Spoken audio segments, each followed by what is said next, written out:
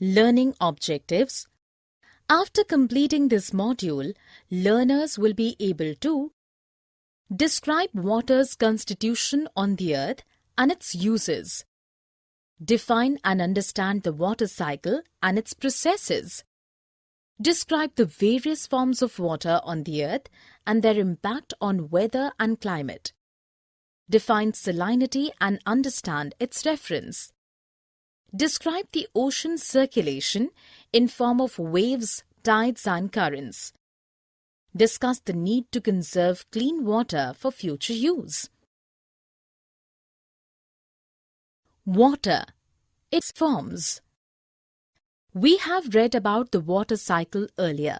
It consists of the processes of evaporation, condensation due to cooling, and then precipitation in form of either rainfall or snow or hail, etc.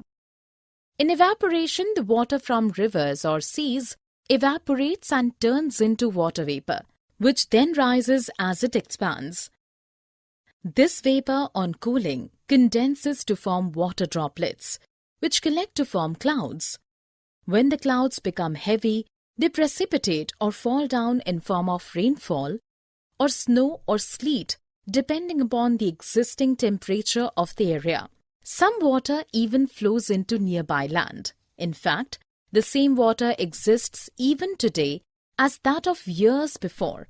The earth is hence like a terrarium in which big and small plants, etc., can be grown using the same water in a bottle with its lid closed. Water usually exists in form of freshwater rivers, lakes, ponds, glaciers, etc., or salty water of the seas and oceans. The salty or saline water has mostly dissolved amounts of common salt or the same salt that we eat. Salinity of water is the amount of 35 grams of salt in 1000 grams or 1 liter of water. The average salinity of the oceans is about 35 parts per thousand. Salinity of Dead Sea in Israel is about 340 grams per liters of water. Because of its density, swimmers can actually float on its water. Oceans constitute 97.8% of the Earth's total water, and the rest is fresh water. Water is essential for survival and hence needs to be conserved for the future.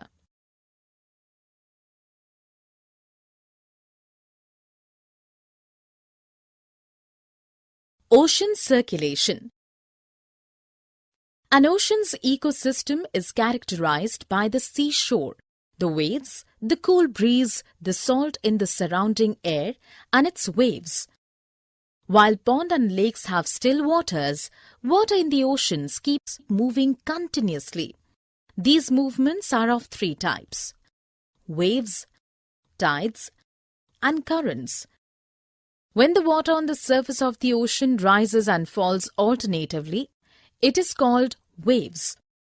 These are formed when the wind brushes against the water on the surface of the ocean. The stronger the wind, the larger the wave. Sometimes in storm, the winds become very strong and hence cause the waves to be very huge. When an earthquake or underwater slides or volcanic eruption happens, it causes huge amounts of water in the nearby ocean to move in huge tidal waves, as high as 15 meters or above. Such a wave is called harbor waves, which means tsunami in Japanese. These are so called because the harbors get destroyed when there is a tsunami. Largest tsunami measured was 150 meter. Speed of such tsunami waves range about 700 km per hour. A tsunami occurred on December 26, 2004 in India. This happened on the east coast near Andaman and Nicobar Island. As a result of the devastation, the Indira Point got submerged. This tsunami was a result of an earthquake whose epicenter was close to Sumatra. The Indian continental plate went under the Burmese one and the ocean floor also shifted. Water filled in this gap from the coastlines. Thereafter, this water rushed back towards the land masses at a speed of about 800 km per hour, Then the speed of the water slowly reduced to 70 km per hour. By then, the havoc had been done. Several islands in the Andaman got submerged.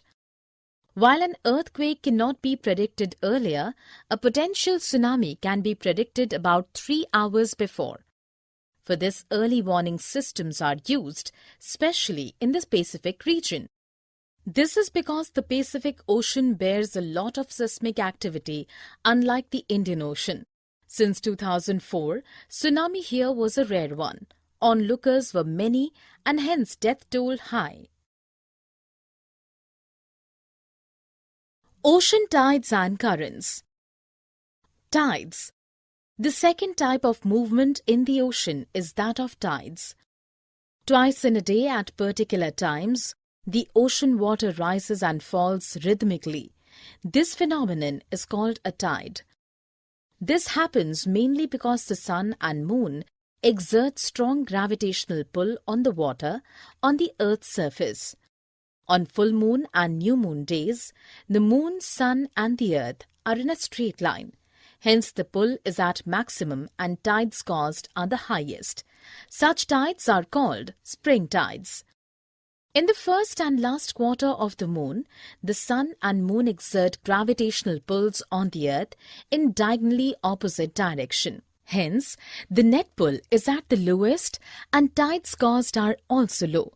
Such tides are also called neap tides. While people are warned not to venture into the sea during high tide, ships use the high tide for easy navigation. Currents. The third type of movement in the ocean water is that of currents. Ocean currents are huge streams of water that flow continuously on its surface. The warm currents flow from the equator region to the poles, that is from higher temperature to lower one. For example, the Gulf Stream current.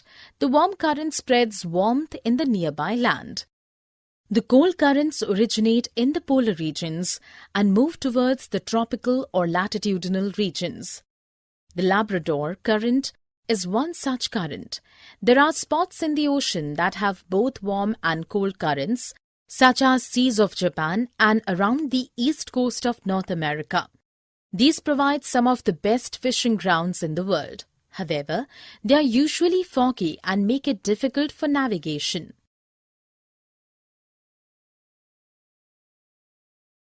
Summary. Let us summarize what we have learned. Water is present as fresh water in form of lakes, rivers, ponds, glaciers, etc., and salty water in form of seas and oceans, and is required for the survival of living organisms. The water cycle consists of the processes of evaporation, condensation due to cooling, and then precipitation in form of either rainfall or snow or hail, etc., and this continues all the time. Hence, the same water continues to exist since ancient times. However, it is important not to waste or destroy the water. Ocean constitute 97.8% of the Earth's total water and the rest is fresh water. Salinity of water is the amount of salt in grams in 1000 grams or 1 liter of water. The average salinity of the oceans is about 35 parts per thousand. While pond and lakes have still waters, water in the oceans keeps moving continuously. These movements are of 3 types: waves, tides, and currents. When an earthquake or underwater slides or volcanic eruption happens, it causes huge amounts of water in the nearby ocean to move in huge tidal waves as high as 15 meters or above. Such a wave is called tsunami. High tides and low tides are 2 types of tides that happen twice a day. On full moon and new moon days, the moon, sun and the earth are in a straight line. Hence the pull is at maximum and tides caused are the highest. Such tides are called spring tides. In the first and last quarters of the moon, the sun and moon exert gravitational pulls on the earth in diagonally opposite direction. Hence, the net pull is at lowest and tides caused are also low. Such tides are called neap tides. Clean and fresh water needs to be conserved and awareness needs to be spread for this. Efforts such as World Water Day on March 22nd every year are being celebrated for this purpose.